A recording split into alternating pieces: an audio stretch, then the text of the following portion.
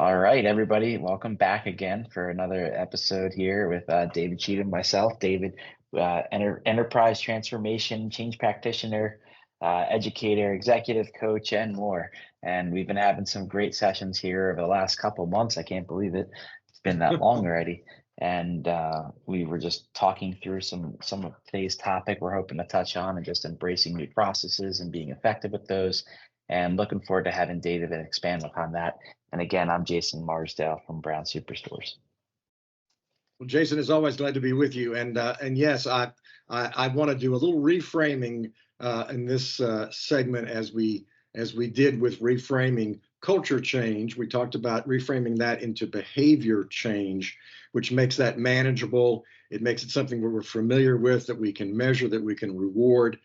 So I want to do some reframing around process, particularly in the context of mergers and acquisitions, when you bring two or more organizations together, and also connect this to a recent topic of ours, which was strategic storytelling, which we said was the secret sauce that makes all the components of change management more effective. So we'll start with the reframing. So yes, the scenario that we often confront is you have organizations through a merger, acquisition, or some combination, and we all know that somebody's driving the bus. You can call it what you will, but someone's driving the bus, right? One organization is driving the bus. And that's, and that has to be, because there has to be leadership. It doesn't mean that leadership won't merge and so forth, but this is the way it works.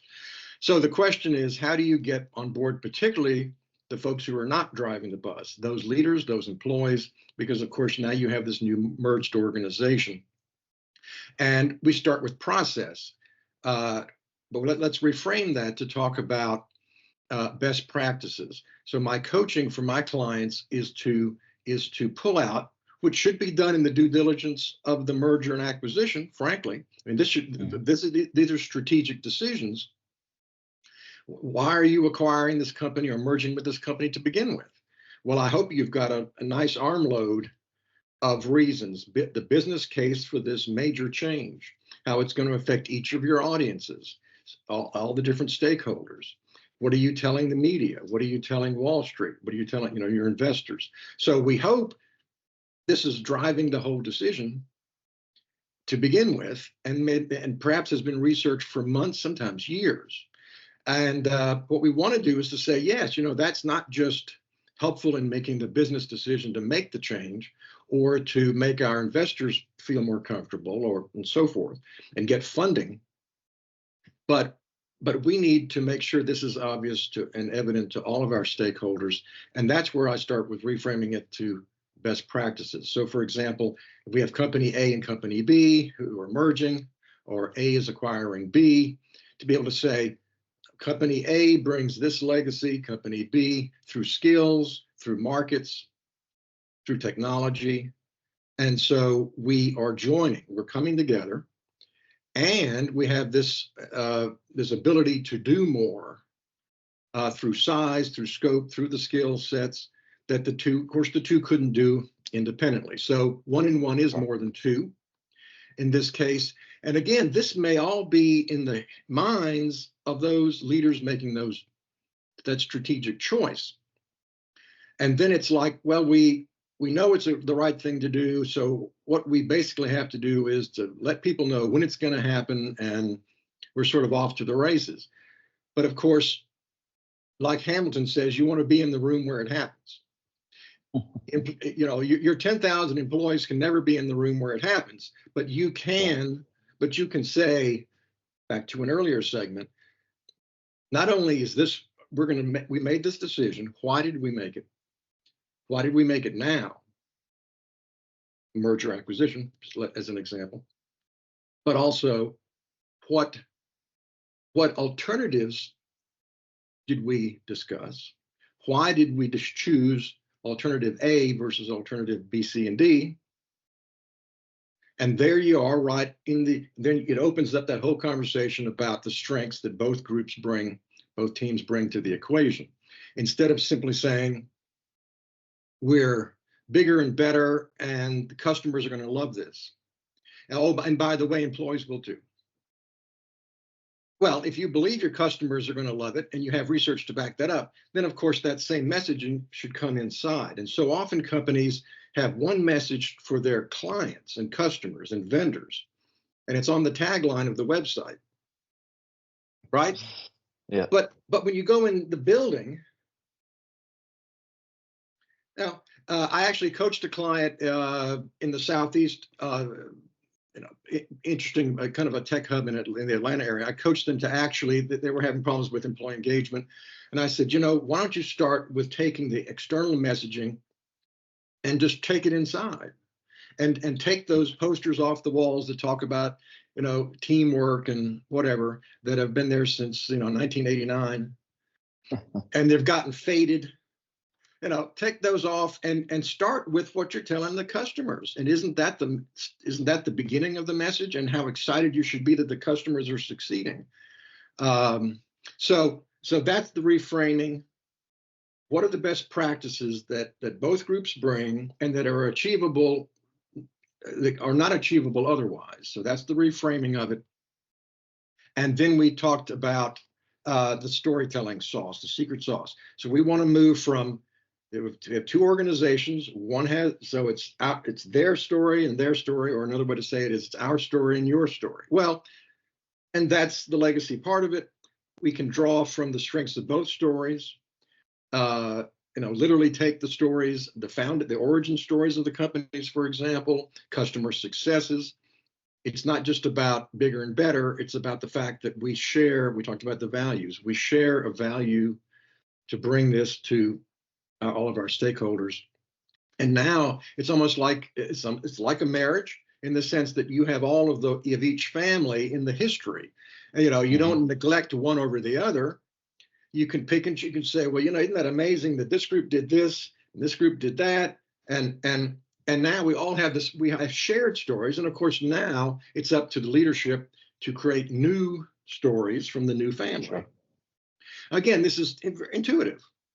We do it every day, but we when we go into the business place, the workplace, as we both often discussed, and these intuitive wisdom and knowledge often abandons us. But that's part of why I coach my clients to step back and get away from the due diligence piece and think, okay, where's the story? And how can we pull it from both organizations? And then going forward, we have a story. And if you start, we talked about an earlier segment about the C-levels getting together and doing a road trip, going out and touring and starting to create new memories. That's what it is. It's but you don't give up the old, because that would be giving up on the contribution of your employees, your previous customers. So that's just to recap, a reframing of the process, which will change. Sometimes it's a permutation of the two companies. Sometimes it's a new direction altogether, new technology, new way of doing business. And it's bringing in that secret sauce of storytelling. What stories can we bring from each? What new stories can we tell in the future? And increase that awareness. I mean, employees don't know the history of the other company. Yeah. I mean, they don't. So. It's definitely a really good point, and it leads me to the org that we're working with right now, and I'd say we're bringing in technology and structure that wasn't as complex, we'll say, and it's interesting to see how folks are receiving that. There's a level of excitement, there's a level of nervousness. It's all kind of combined, and ultimately at the end of the day, you struck a nerve with or you made a really good point rather with what are we saying to the customers. And we're doing all this stuff behind the scenes on the business standpoint and meshing the businesses together and forging a path forward. And as we start working on, which we have been working on, what's the messaging going to be to customers? And on the surface, things are going to be kept the same in a lot of ways, but it does raise a couple of thoughts in my mind of thinking it through a little bit more, how we might want to do a deeper dive into having those conversations with the employees that are going to be on site, and making sure that they have a deeper understanding, and making sure that, if customers come in that are worried that their experience might change, or whatever the case might be, that they've got a script, so to speak, or at least something to Yes. refer back to know that, hey, we've actually had these conversations and we're looking to preserve this experience and only enhance it. We're not looking to change it in another direction. We're just looking to add to it. It's well said, Jason. And this is a key time to be a brand ambassador. And you want your employees and need them to be brand ambassadors. And if you have a retail, let's say you have a storefront operation of any kind, and the customers are walking in the door, they might say, well, what's this new configuration about? What's this new branding about? What's this new packaging? What's this, and the employee cannot say, well, I just know that they came in last week and changed the sign. And, what can I do for you today? No. You have to, like you say, it's literally a script. It's a script. Yes, we were these two organizations. We've come together for this reason. It's the elevator pitch. Yep. And there it is, and literally distribute it, have it handy. And of course, then those questions will, over time, people will evolve to the change of the organization. But yeah, if you're people who are customer facing can't briefly explain at some high level, yeah, this is why we're together. And by the way, this company, maybe you've never done business with them before, but this is a little bit of their history. 30 seconds of it is plenty. And then it builds in, it becomes part of the story. Then you go back home and you tell your family, gosh, I had a customer come in and we had a little conversation, and I felt good that I could contribute something. And suddenly you've got some ownership. It's something as simple as that little conversation you have more ownership in the new organization, and you're not just simply carrying out a directive. Yeah, and I know in our situation, it's the business being acquired, it's plateaued. So it's reached a point where it's done well, but it's had challenges going to that next level. And so with new systems and new tools coming into place, that I think that the energy level has been really high amongst the staff, and I think that ends up extending to customer experience, because now you have employees that are happy, and maybe they're not just, oh, it's the same old, another day. There's, I'm sure there's times where people are going, oh, what's the system going to be like, and all of that, and what's the training that's going to be involved. But I think as we get further along in the process, the energy level is starting to rise, and I'm starting to see, at least from my visibility, an enhanced experience in store with customers. Excellent. Well, I know you're doing the right things with the leadership team. It's again, it's about equipping. It's about equipping all your stakeholders, and it starts with the employees, because as we said before, they make the good or deliver the service. If it's a publicly traded company, they are shareholders. They are your community ambassadors. Other than media and regulatory aspects, they are all of your audiences in one. And yet, as we've said, they're often at the end of the line. But we've talked about in earlier segments about how to bring employees in on the change. So process, it's going to change. And let me hit again this idea: what is changing and what is not. You touched on it a moment ago. There are companies that send price lists out each year. They say, our rates are now different, but they don't tell you before and after. They just list what's the new number. Yep. Well, that's not very satisfying.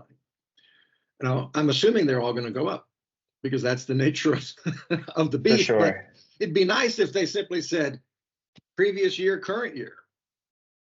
I can make an informed choice about that. I'm not Absolutely frustrated. And I'm telling you this.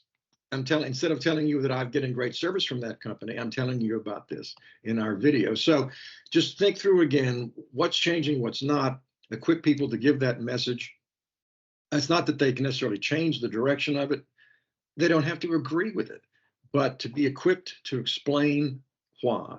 Why was it this way and not another way? And yes, this is going to be continuing, and this is going to be discontinued. And That's some really good points. I'm writing down. I've got employees as our brand ambassadors. What is changing and what is not, and being equipped to explain why. And this ties back to anybody that's checking this episode out and this is their first time. If you go back, we've built upon each of these different segments that we've previously chatted about. So it's good to be able to have a way to tie back and bring it into this. And I myself, I'm even thinking about when I was at Monroe Assistance for Business previously, and we would have price changes. Not only would we communicate it in advance to our customers, but we'd let them know, hey, this is an opportunity for you to take advantage of the current pricing before we have increases. And, if people are buying on an annual basis, which sometimes they were able to get those orders in ahead of time. Now we would have a great Q1 or Q2, whatever it was that we were announcing it, and then sales would drop a bit. But it at least gave the customers, I think, a feeling of, hey, this wasn't something like they're just jamming down our throats. We did have at least some notice, whether it was 30 days or 60 days, depending upon what we were doing, and it was, I think, for the most part, well received by most. You still have the complainers. Well, and Jason, you said it well off camera before we began our segment, which is these are strategies to build, and I think you said it very well, confidence and comfort. Yeah. I like those two C's, and that's what it's about. And that brings up, and we haven't used this word yet, but it's about goodwill.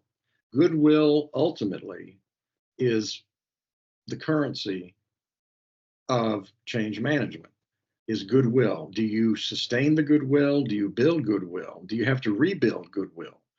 If you are creating a scenario because you kept your employees in the dark, because you don't have time to communicate, you convinced yourself you don't, and so forth, then you are, that political capital, if you will, is getting eroded. And then and again, if you're not balancing the negative news with the positive, we talked about that recently as well. But if you're going to suddenly find the bank account is empty and you need a withdrawal, because you've got a problem to confront and you've got some unhappy stakeholders and there's nothing left. But that does not have to be the case. You can build that reservoir of goodwill over time, instance to instance, the good and the bad, so that you've got a reserve there. And so again, goodwill is going to bring the customers back. It's going to keep your best employees working with you. And if anything that undermines that goodwill, which is the trust factor, talked about that as well. Yep. Is, of course, and again, all of us nod our heads because it's a prima facie argument. But again, in the heat of the moment, with these major change initiatives, that often leaves us. So very good. No, without a doubt. I'm sensing a couple more segments coming up here. I'm thinking the title, Goodwill is the currency of change management. Goodwill is the currency of, yes. I think that could be the next topic, and kind of getting into some of the things we can do. Awesome. Well, I definitely appreciate the time as always, and this has been a great, I think a shorter segment, but a meaty segment nonetheless. So definitely appreciate it, and looking forward to our next chat. Me too, Jason. Thanks.